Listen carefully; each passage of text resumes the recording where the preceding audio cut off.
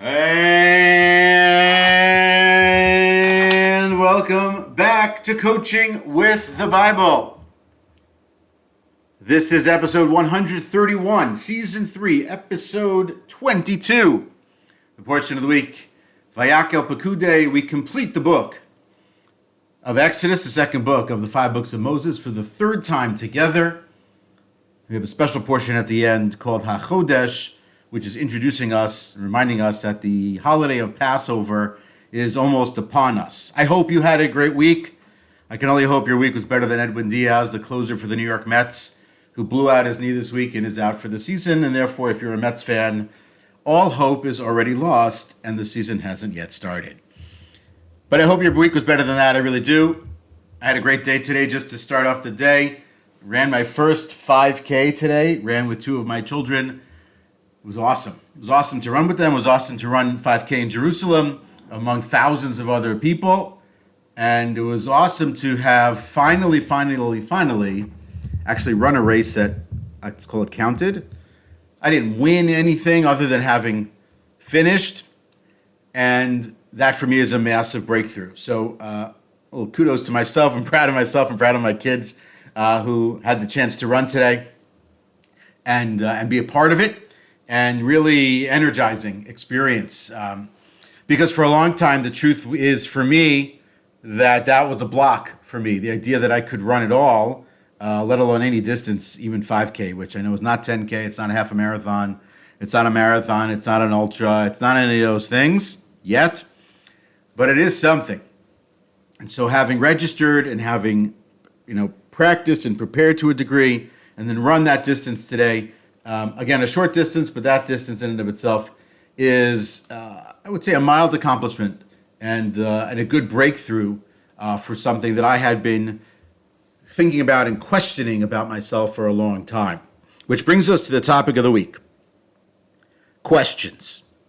As we head into the Passover season, I'd like to take the next 3 weeks to slightly change the title of the podcast from Coaching with the Bible to Coaching through the Seder, and think through some of the key ideas that are Passover related and prepare for them.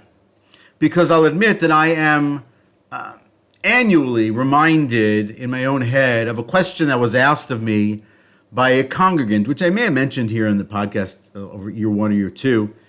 Many years ago, when I was the rabbi of a small synagogue I mentioned on Long Island, there was a member there who did not grow up religious. He did not grow up in the religious community, but he had come to religion later in life.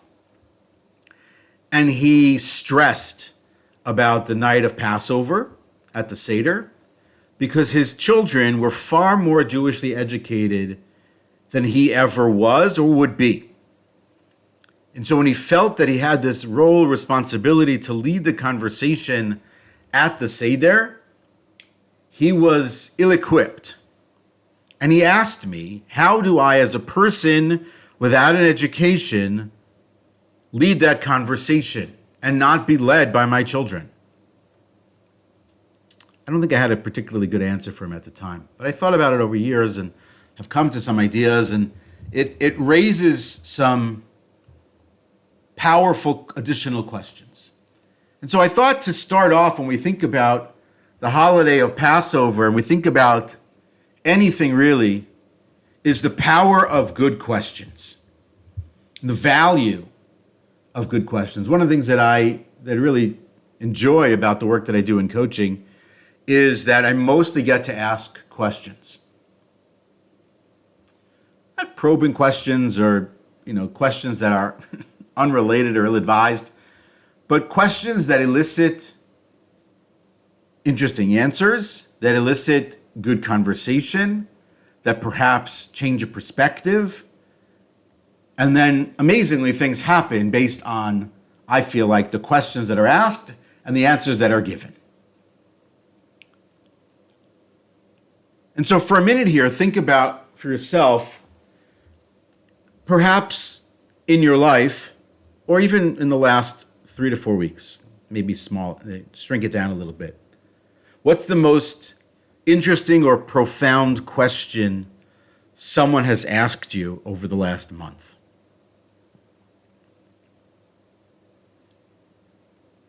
whether it be one of your children, a sibling, spouse, a friend, a colleague at work, a student if you're a teacher, a client, or randomly, a person on the street.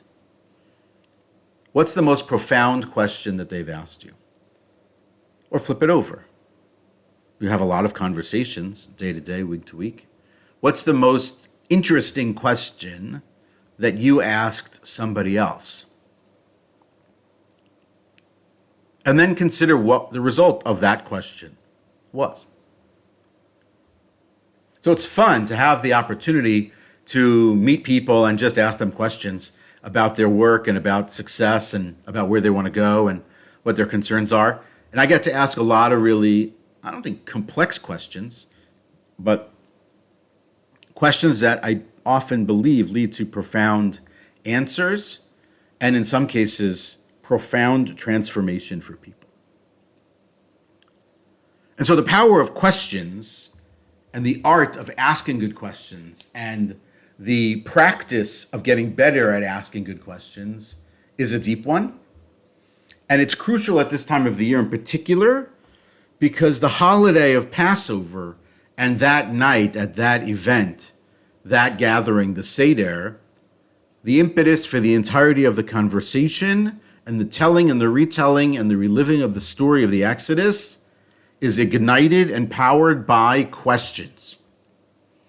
But not just questions by the person leading the event, questions asked by the smallest, youngest person present. And so the first idea then is that questions come from all kinds of spaces and places and people, young and old, large and small, brilliant, and still yet not yet learned. The Talmud goes so far as to talk about that in relation to the questions, we know famously the 4 questions that are asked by the youngest child at the beginning of that event. The Talmud seems to go as far as ask any question really at that point, as long as it's close almost, it sets off the conversation. Leave the answers out for a minute. A lot of the time the answers are less interesting than the questions. I remember years ago studying in yeshiva, my rabbi asked a confounding question on something in Jewish law, and he set us off to go find the answer. And we struggled, and we looked, and we tried, and we threw answers at him, and at some point he finally said to us, I want you to know the question is profoundly better, stronger, smarter than any of the answers that you can come up with. Was not a knock at us at all. It was that the question was better than the answers. And so when we think about this thing, we have to think about the role that questions play, the value and import of questions in our day-to-day lives, and our ability to get better at asking questions. This famous quote from Tony Robbins, who I think all of us know who that guy is. Successful people ask better questions, and as a result, they get better answers. And I think that's true. There are a lot of ways to ask questions, but the better the question, maybe the deeper a question goes or the more specific a question is, elicits a greater answer or a better answer or even a more nuanced answer, which then ultimately leads to even a greater conversation. There's an idea that I think is very much true, that when you ask the right question, you're sort of halfway to the answer. The answer often comes out of the question. You know, when we were little kids and we had to write answers to questions on tests, we would include the questions in the answer, right? As part of our essay, that was the first sentence of a lot of our essays, was the question that the teacher asked us, and that counted for some words. But it really is true that in asking a better question, we get a better answer, and half of that answer comes from the question. But it is important for us to appreciate the role and the place that questions have to ask. If you look in some of the sources, so in the Ethics of the Fathers, chapter 2, paragraph 5, so there's a quote that says that the timid cannot learn. The timid cannot learn. Why can the timid not learn? Those who are timid. And so among the commentaries are basically the following explanations. It's not simply timidity that's the issue. It's as a result of a person being timid, the person will be embarrassed to ask. And they may be embarrassed to ask because by asking a simple question, it shows that they don't know something basic or foundational. And then the possibility is that others might make fun of them, might mock them. But that level of embarrassment that comes from not asking the question leaves the person empty of the answer. And they remain in their doubts and they remain in their inability to move forward because they don't have basic information. Can you imagine a situation in your life? Can you remember a moment when you didn't ask something, but you were sitting on a question and you didn't ask out of fear that the other children in the room or the other people in the room might make fun of you, might laugh at you, might hold it against you? I'm sure it's true. And if it's the idea then also in that same statement that who am I to ask this person this question, this great giant scholar that I'm going to ask a very basic, simple question, isn't it demeaning? Isn't it minimizing, diminishing their intelligence, their genius, their scholarship? The answer is profoundly no.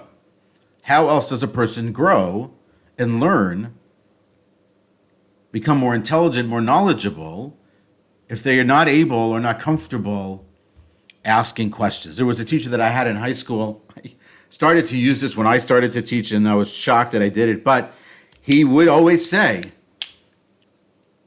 if you are not afraid to ask, I am not afraid to answer. Teacher doesn't know a student has a question unless the question is asked. You can maybe read it on the face of a kid, but until you know for sure, until you know for sure, you don't know. And so it's important that we have that in our space. In the Bible itself, it comes out profoundly clearly when the people are commanded about the holiday of Passover. It tells us immediately that when your children will ask, that's like the first thing that comes out of God's mouth, for lack of a better term, when he's talking to Moses and Moses and transferring it to the people, is the idea that there will be questions that need to be answered, generation after generation, household after household, table after table, child after child. Expect the questions, be prepared for them. It's not an if, it's when the child asks. Answer him X and Y and Z. Answer her A, B, and C. Because questions are profoundly the things that bring about the greatest conversations. Rabbi Sachs, who I've been quoting a lot lately, says in his book, To Heal a Fractured World, in Judaism, faith is not acceptance, but protest against the world that is in the name of the world that is not yet, but ought to be. Faith lies, here's the kicker, faith lies not in the answer, but the question. And the greater the human being, the more intense the question. And so we must continue to ask good questions. We must become better at asking questions. When I talk to people and I work with people in coaching, I don't ask the deepest, hardest, most profound questions, to be honest. I ask simple questions. In my first meeting with anyone, I ask them really two questions. What does success look like for you here? What concerns you most? Those are my first two questions. The question to a person of what does success look like for them in this space, in this moment, opens the door to a very good, very powerful, very meaningful, very deep conversation. If they are not alone, but with a team, even further. Because now they get to hear what the success looks like and sounds like for the others on their team, perhaps things that they hadn't considered. On the flip side, opening up a conversation about the things that concern them, the things that worry them, the things that if they happen, they would be most disappointed and most upset about, is an honesty about that possibility. And it's permission for a person to speak about the things that do concern them, the things that worry them, the failures that potentially might exist. In those conversations, I get the opportunity to ask them many other questions. Perhaps the most profound is two words. what else? A person tells me 5 reasons what success looks like, and I say to them, what else? It opens the door. It provides them the confidence and the permission to go further. What else would success look like? When I talk about concerns, what else concerns you? In coaching, in private coaching, one-on-one coaching with individuals, with leaders, and you get to go deeper with them about some of the things that are holding them back, the blockages, the things that are what I'll call the things that hold them in bondage. And we'll talk about slavery in a couple of weeks, maybe next week. To replay back to someone, what you just heard for them, and ask them, is this right? Am I retelling to you what exactly you told to me?